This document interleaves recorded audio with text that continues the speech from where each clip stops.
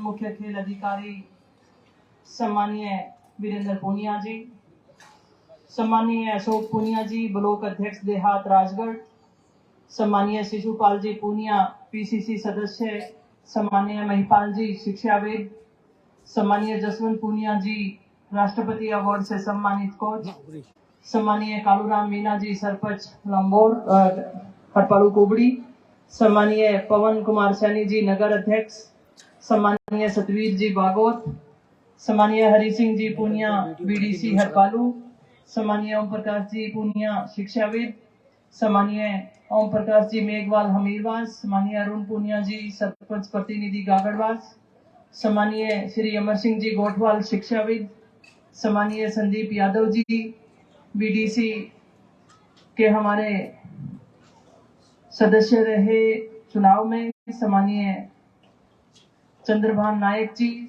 और सम्मानीय सज्जन जी चांदगोठी, और विशेष तौर से करण सिंह मेघवाल भी हमारे बीच में पधारे हुए हैं। मैं उनका भी धन्यवाद देती हूँ।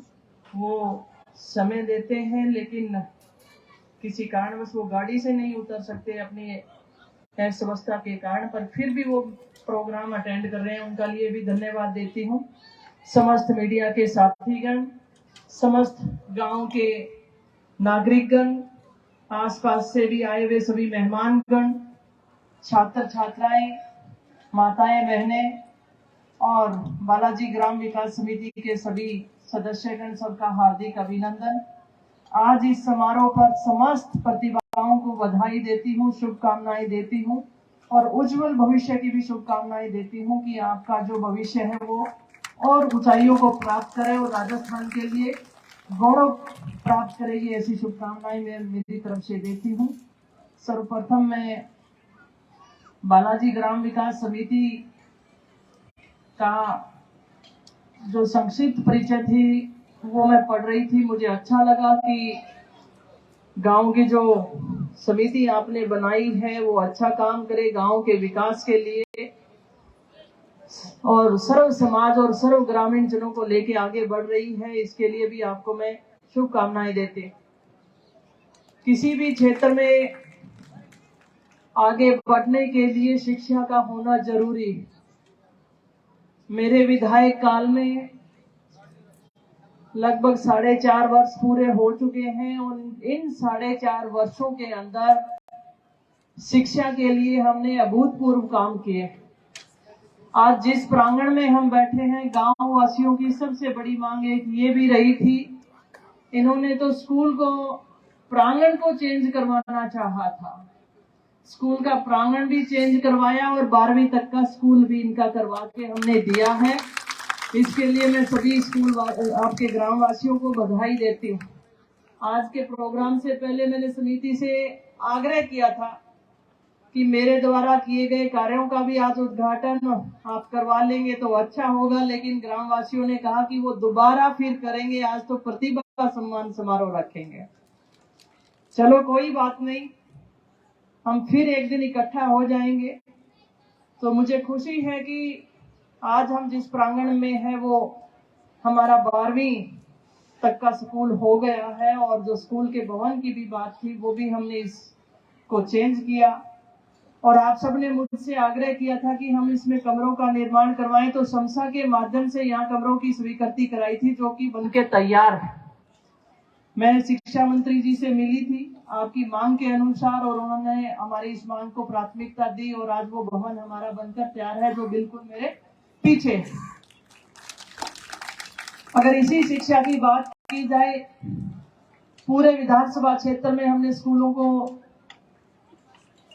हायर सीनियर सेकेंडरी स्कूल में तो करवाया ही है, स्कूल में संकाय तो लिया ही है, लेकिन ये सिर्फ स्कूल शिक्षा तक अब ना रुककर हमने उच्च शिक्षा तक जो काम किए हैं वो बहुत बड़ा बदलाव आने वाले समय में हमारे बच्चों की शिक्षा के लिए रहेगा। आज मेरे विधायक रहते रहते हमने 3 सरकारी कॉलेज इन 4.5 वर्षों में दिए हैं। मेरी माताओं बहनों को विशेष तौर से मैं बताना चाहूंगी। मैं चुनाव प्रचार में जब आपके बीच में आती थी तो मैं महिला शिक्षा की बात करती थी। आज हमारी महिला शिक्षा का कॉलेज चल रहा है जिसमें हमारी जो बेटियां हैं वो ग्रेजुएशन हो चुकी हैं, जो कि बीए पास कर चुकी हैं और उसमें लगभग 800 बच्चियां अध्ययनरत। ये बहुत बड़ी बात है, बहुत बड़ी सौगात है इस क्षेत्र की बेटियों के लिए और उस वर्ग के लिए विशेष तौर से जो महंगी फीस नहीं दे सकते थे, दूर दराज अपनी बेटियों को नहीं भेज सकते थे। ले सुन के एक ही नाम आता था कि मोहता कॉलेज। हमारे पास कॉलेज नहीं होते थे। आज हमारा महिला महाविद्यालय चल रहा है। इसी तरीके से सिद्धमुख में भी एक कॉलेज लड़के और लड़कियों के लिए चल रहा है, जिसका भवन निर्माण चल रहा है। और चांदकोठी के अंदर कृषि महाविद्यालय, जो कि कृषि के क्षेत्र में एक आने वाले समय में बहुत बड़ा बदलाव और हमारे क्षेत्र को इतनी बड़ी सुविधाएं देने वाला है। इस महाविद्यालय से पढ़ने वाले बच्चे कृषि के क्षेत्र में नए आयाम को छुएंगे, नौकरियां प्राप्त करेंगे। आने वाला समय जो है वो कृषि का है। इसके लिए मैं बधाई देती हूं आप सबको। चिकित्सा की अगर बात की जाए, आप सबको ध्यान है कि पिछले वर्ष हमने कोरोना काल में गुजारा था और कोरोना का जो काल था वो पूरे विश्व भर के लिए कठिन वर्ष था। अड़ोसी पड़ोसी तो दूर की बात है, हम अपने नजदीकी रिश्तेदार को भी घर आना पसंद नहीं करते थे। उस समय आपकी ये लाडली विधायक कोरोना के जो मरीज थे उन लोगों के बीच में मैं रहती थी। मैंने वोट या मेरी आने वाली जिंदगी के बारे में नहीं सोचा था। आए दिन मौत होती थी, लेकिन मैंने अपनी जिंदगी की परवाह न करते हुए क्षेत्रवासियों की सेवा की और कोरोना वार्ड में लगातार उन मरीजों के बीच में पहुंचकर उन्हें सांत्वना दी कि डॉक्टर्स की जो टीम है और सरकार है और एक विधायक होने के नाते मैं उनसे भरोसा दिलाती थी कि आपको कहीं कोई कमी नहीं होने देंगे। और भगवान की दया से हमारा जो कोविड केयर सेंटर चल रहा था उसमें कोई भी मृत्यु नहीं और ऑक्सीजन की कमी नहीं रही। मैं धन्यवाद देती हूँ जिंदल ग्रुप का भी, जिन्होंने विशेष हमारे आग्रह को माना और 30 सिलेंडर लगभग हमारे पास पहुंचते थे। और ये वो ब्लॉक है जिसमें बीकानेर संभाग में ब्लॉक स्तर पर सबसे पहले ऑक्सीजन प्लांट कहीं लगा था, तो वो राजगढ़ के चिकित्सालय में लगा था, राजगढ़ के हॉस्पिटल में लगा था। इसी हॉस्पिटल में लंबे समय से ट्रॉमा सेंटर की मांग रही थी। एक्सीडेंट केस ज्यादा होते थे, ट्रॉमा सेंटर होना चाहिए।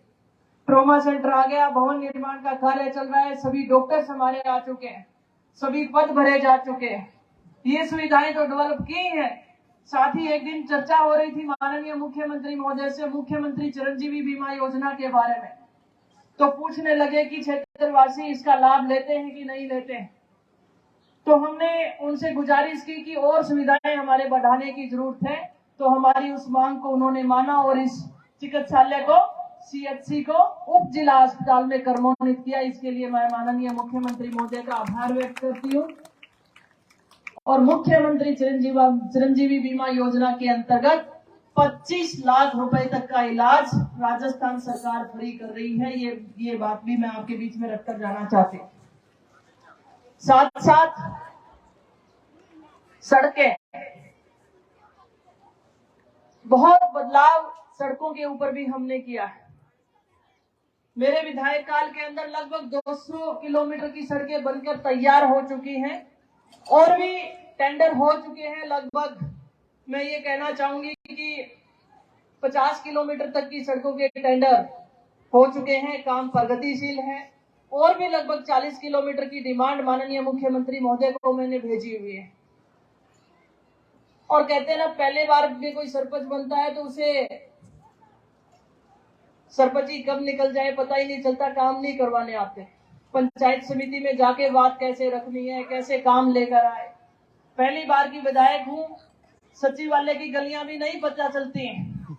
यहाँ रहती हूँ तो आपकी सेवा में हाजिर हूँ। जयपुर गई हूँ तो आपके काम से ही गई हूँ, बाकी मैंने अपने सेवा को चुना है, घर को भी छोड़ा है और यही कि आपका काम किस तरीके से हो।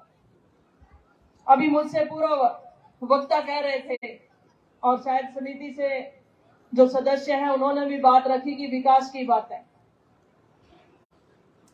तो मैं ये कहना चाहती हूँ कि जितनी बातें हम कर रहे हैं कि आज से 40 वर्ष पूर्व क्या हो जाता, आज से 20 वर्ष पूर्व क्या हो जाता, ये कांद्रान वासियों को ही पता है कि अंडरपास के लिए कितनी लड़ाइयां लड़ी थी इन्होंने। लड़ी थी कि नहीं लड़ी थी?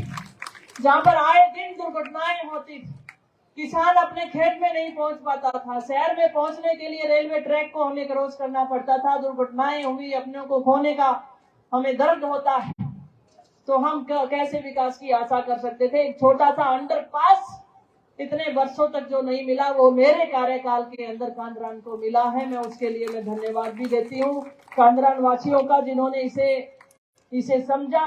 और साथ ही मैं कहना चाहूंगी कि जल की बात, गांव-गांव की महिलाओं से मैंने घर घर पीने के पानी की बात रखी थी। आपके गांव में कनेक्शन जो पाइपलाइन है वो डल चुकी है, लेकिन समिति से एक आग्रह और है मेरा। यहां तो अपनी समिति है और हर गांव में जल संसाधन को ठीक तरीके से लागू करने के लिए भी समिति जल संसाधन विभाग के द्वारा बनाई हुई है।